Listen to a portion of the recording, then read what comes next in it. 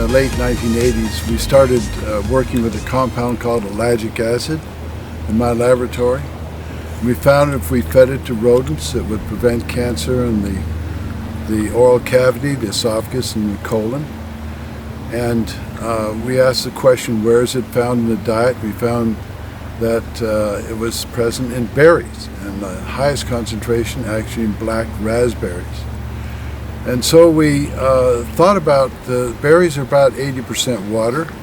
What would happen if we'd freeze dry the berries under conditions where the compounds in berries are well preserved, and then grind that dried berry into a powder?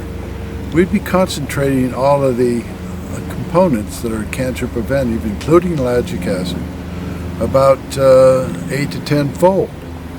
And so we did that, and we prepared a powder and added it to the diet of rodents, and found that, gee, it would protect against the development of cancer in the oral cavity, the esophagus, and in the colon, and that the berries worked by inhibiting the metabolism of carcinogens, or stimulating their detoxification, by scavenging free radicals, and the most active components in the berries that do that are the anthocyanins.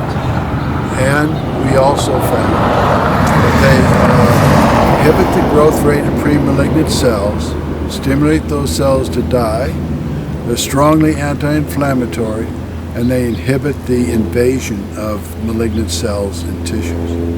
And then we did studies in humans and found that berry powder was actually protective in different formulations on regressing pre-malignant lesions in the oral cavity, in the esophagus, and in the colon, and that they worked in humans pretty much like they do in animals. And the good thing about all of this is that the berry powder elicited very little toxicity, whereas many individual compounds, when provided in the diet, are quite toxic.